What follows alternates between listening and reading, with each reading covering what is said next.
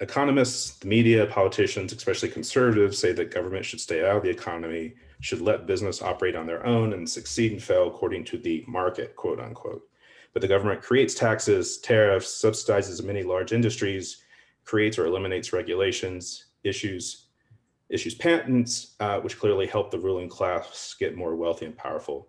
Professor Wolff, do you want to just briefly explain how this economy works in reality for our audience? Sure.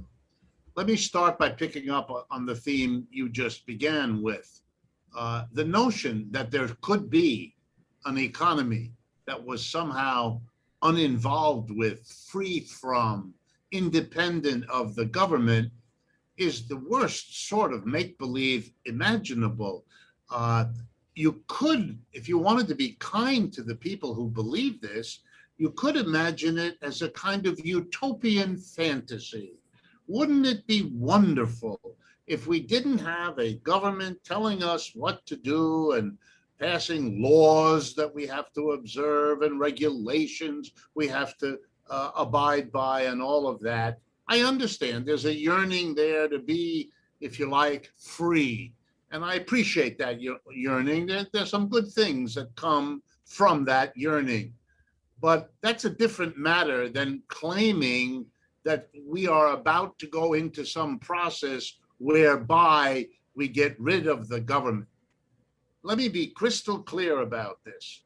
The history of capitalism, which is usually thought to have, modern capitalism, thought to have started in Britain in the 17th, 18th century and slowly spread to the global system it is today, has been in bed with, deeply intertwined with the government from day one.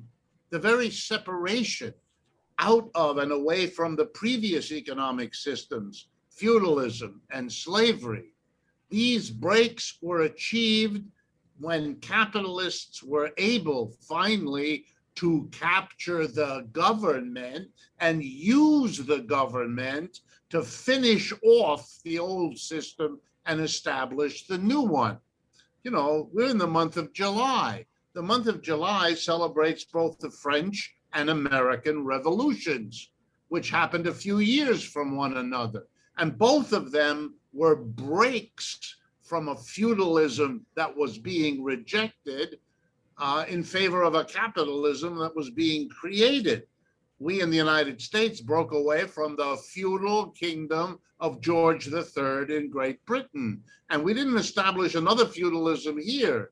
We got rid of feudalism, we got rid of kings, all of that apparatus, and we did it by a bloody, violent revolution that finished that project off. It had been going on for a long time. So literally the birth of this country and its history to this minute have never come anywhere close to having the economy free from, away from, liberated from the government. So this is, again, to be kind, it's a utopian fantasy that should never be confused with the reality. Another way to say the same thing. If money makes the world go round, please remember that in our society, the government has a monopoly to make the money. And if you do it, they will arrest you and put you in one of their jails, which should be as crystal clear an example of who controls what as I can imagine. And of course, you gave a list of dozens of other ways that the government is involved. And one more little ironic twist. Never has this economic system we live in, US capitalism, never has it been more dependent on the government than it is now. Right now, 2021. I mean, we've had real breakthroughs in the last few years, especially in the last year. Before this year, the Federal Reserve never lent brand new, fresh money directly to corporations. It does that now. The United States did not give out huge amounts of money, literally in checks, to the population.